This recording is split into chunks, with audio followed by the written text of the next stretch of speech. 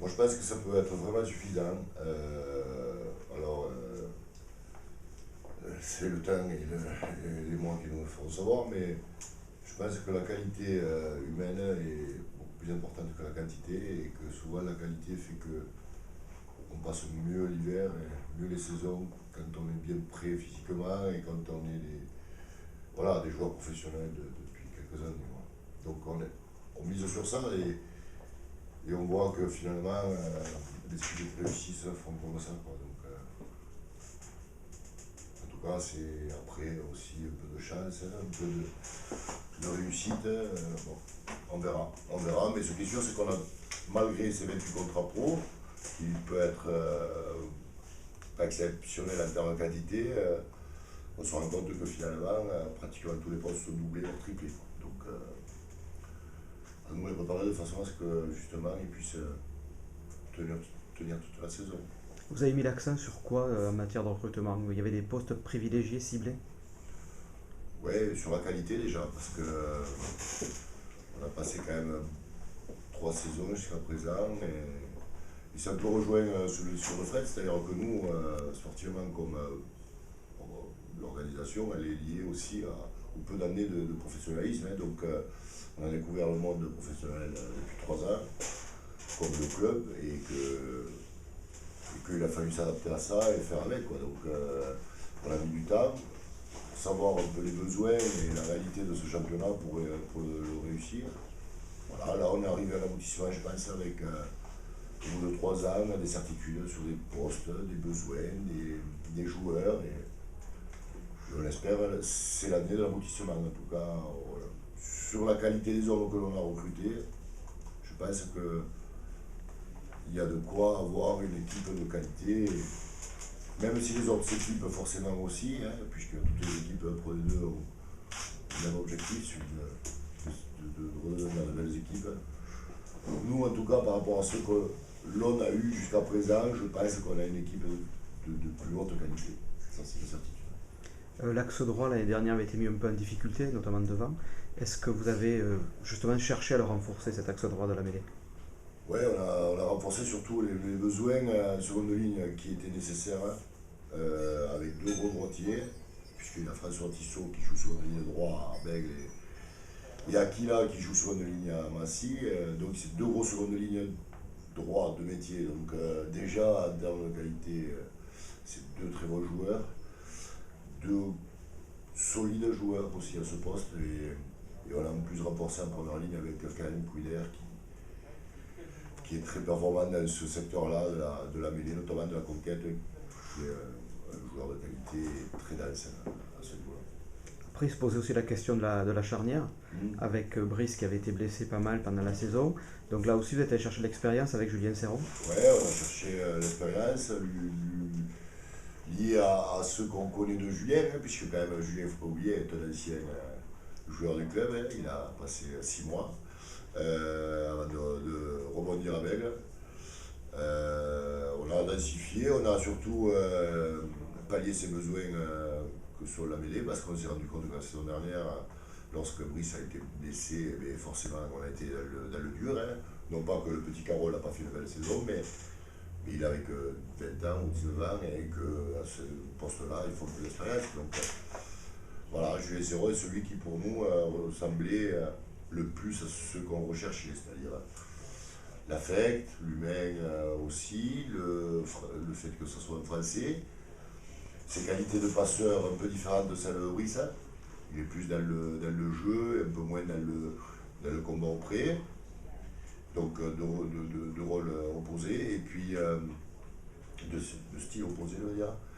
Et puis aussi, voilà, son expérience du haut niveau, puisqu'il a quand même pratiquement joué toute sa carrière en top 14. Alors comment on compense après une laisse calmer dépendance? Parce que bon, Antoine vous a quitté, il faut le remplacer. Comment?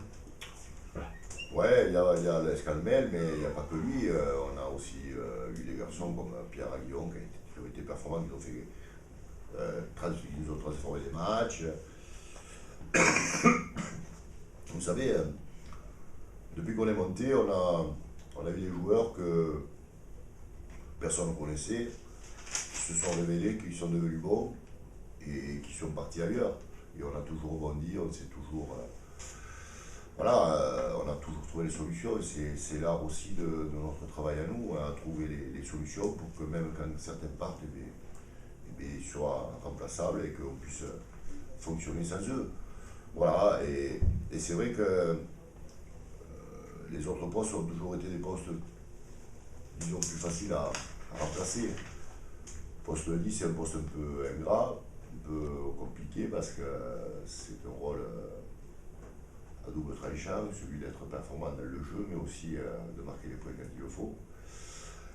Donc on a essayé de trouver un 10 de qualité qui n'a pas été très facile à trouver, surtout en France, hein, puisque on se rend compte que même au plus haut niveau, on va chercher des étrangers en équipe de France. Donc nous, on est comme les autres, hein, on essaie de trouver des solutions, et quand on n'en trouve pas, on va se pencher à l'extérieur.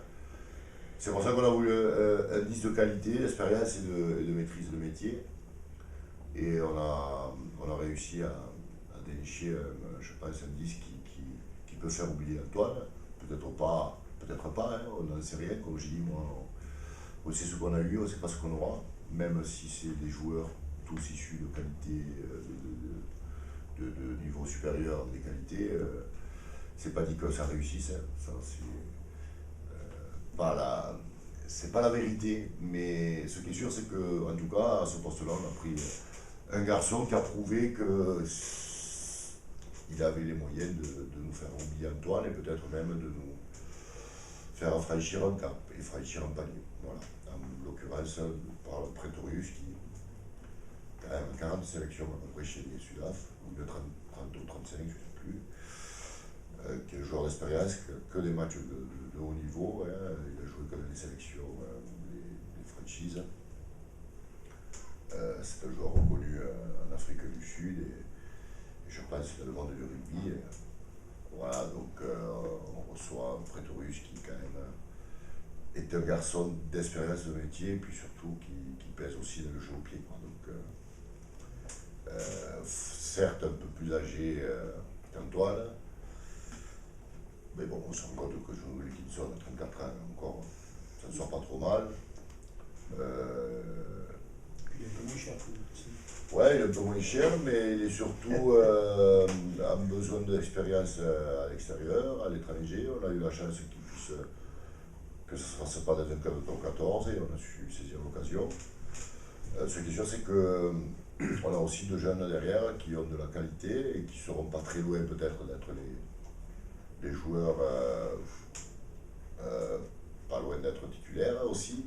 C'est pour ça que Pretorius sera là aussi pour le remporter. Je pense au petit Broche de Perpignan qui a fait quand même pas mal de matchs à Perpignan, qui est un joueur de très très grande qualité. Moi je peux en parler puisque Martin Poux, avec lequel je suis très proche, me l'a conseillé. Et Gros, le demi d'ouverture de Bourgoin, qui est quand même un joueur qui a prouvé, même très jeune, a fait des matchs en première, en top 14.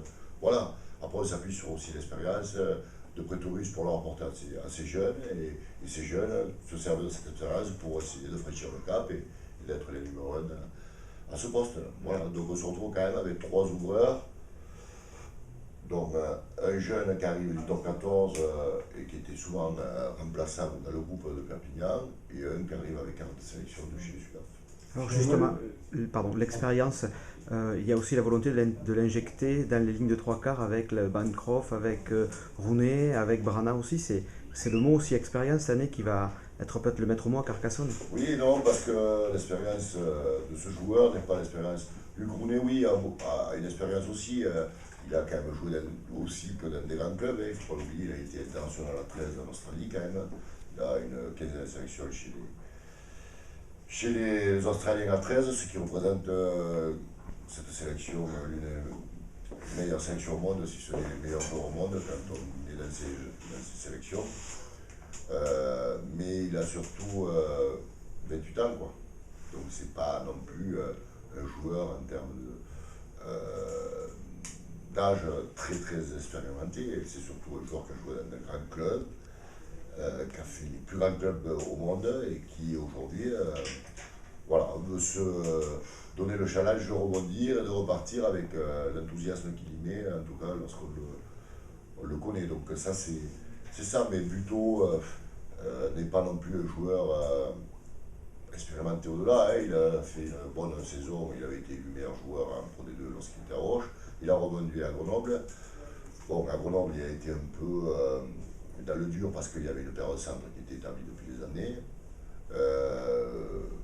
Bon, il a fait la fin de saison. Bancroft a eu de la malchance, il s'est blessé, donc il n'a pas pu trop jouer. Et lorsqu'il a rejoué, il s'est refait mal. Donc c'est vrai qu'il a. Bon, nous, on se sert aussi de joueurs qui ont envie de rebondir, de se redonner un challenge et une envie d'adhérer à ce qu'on leur propose. Parce que voilà, c'est des garçons revanchards comme Thierry Brana, qui a aussi de l'expérience si on regarde le palmarès, mais qui surtout passe depuis quelques années un peu des saisons à vide et qui a envie de rebondir et de réagir. Quoi. Voilà. Nous, on se sert de ça, on n'a pas les moyens de faire venir Pretorius à 28 ans. On a les moyens de le faire venir à 33 ans. Maintenant, c'est ce mélange entre lui à 33 ans et peut-être Luc Rounet à 28 et Buteau à 27 qui fera aussi que cette expérience fonctionnera et que au milieu, un garçon comme Thierry Brana aura envie de réagir parce qu'il n'a plus envie de passer dans l'ombre depuis des années et que Julien Serron a envie de renouer avec le top 14, donc il va se donner à fond. Voilà, on essaie de faire un groupe collectif avec des joueurs importants surtout. C'est pas que l'expérience, c'est la qualité.